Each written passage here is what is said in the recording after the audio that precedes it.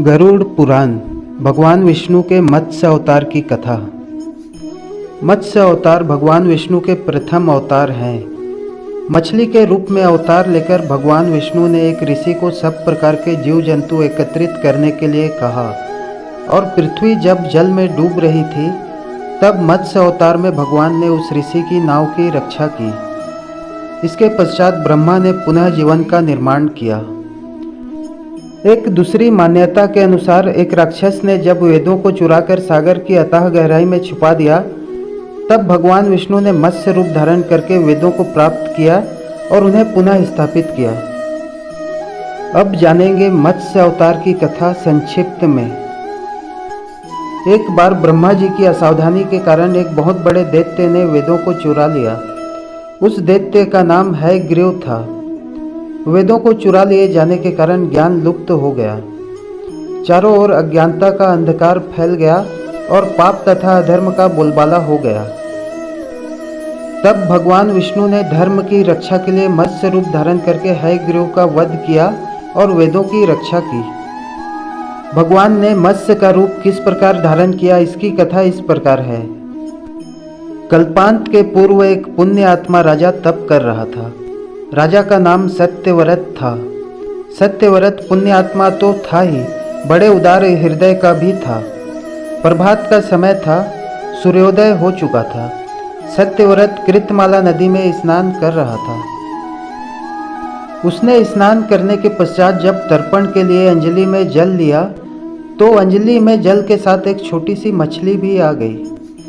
सत्यव्रत ने मछली को नदी के जल में छोड़ दिया। मछली बोली, राजन, जल के बड़े बड़े जीव छोटे छोटे जीवों को मारकर खा जाते हैं। अवश्य कोई बड़ा जीव मुझे भी मारकर खा जाएगा। कृपा करके मेरे प्राणों की रक्षा कीजिए। सत्यव्रत के हृदय में दया उत्पन्न हो उठी। उसने मछली को जल से भरे हुए अपने कमंडल में डाल लिया। तभी एक आश्चर्यजनक घटना घटी। एक रात में मछली का शरीर इतना बड़ा हो गया कि कमंडल उसके रहने के लिए छोटा पड़ने लगा। दूसरे दिन मछली सत्यव्रत से बोली, राजन, मेरे रहने के लिए कोई दूसरा स्थान ढूंढिए, क्योंकि मेरा शरीर बढ़ गया है। मुझे घूमने फिरने में बड़ा कष्ट होता है। सत्यव्रत ने मछली को कमंडल से निकालकर पानी से भरे हुए मटके में रख दिया। यहाँ भी मछली का शरीर रात भर में ही मटके में इतना बढ़ गया कि मटका भी उसके रहने के लिए छोटा पड़ गया।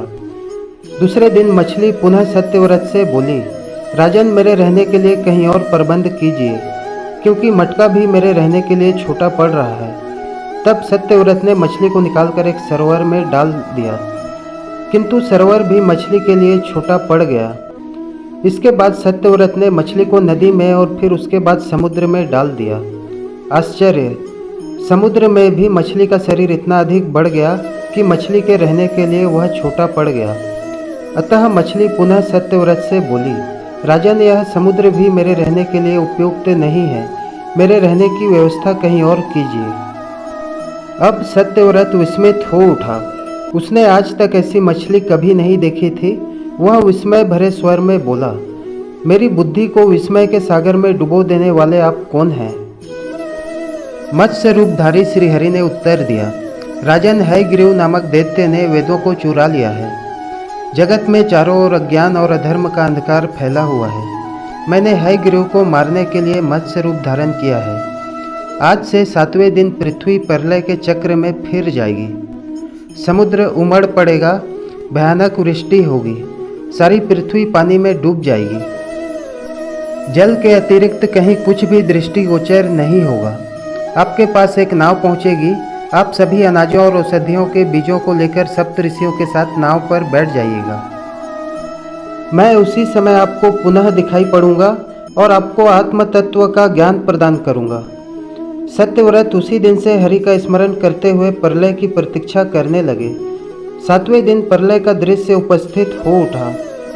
समुद्र भी उमड़कर अपनी सीमाओं से बाहर बहने लगा। भयानक वृष्टि होने लगी। थोड़ी ही देर में सारी पृथ्वी पर जल ही जल हो गया। संपूर्ण पृथ्वी जल में समा गई। उसी समय एक नाव दिखाई पड़ी। सत्यव्रत सप्तऋषियों के साथ उस नाव पर बैठ गए। उन्होंने नाव के ऊपर संपूर्ण अनाजों और औषधियों के बीज भर लिए। नाव प्रलय के सागर में तैरने लगी। प्रलय के उस सागर में उस नाव के अतिरिक्त कहीं भी कुछ भी नहीं दिखाई दे रहा था। सहसा मत्स्य रूपी भगवान प्रलय के सागर में दिखाई पड़े।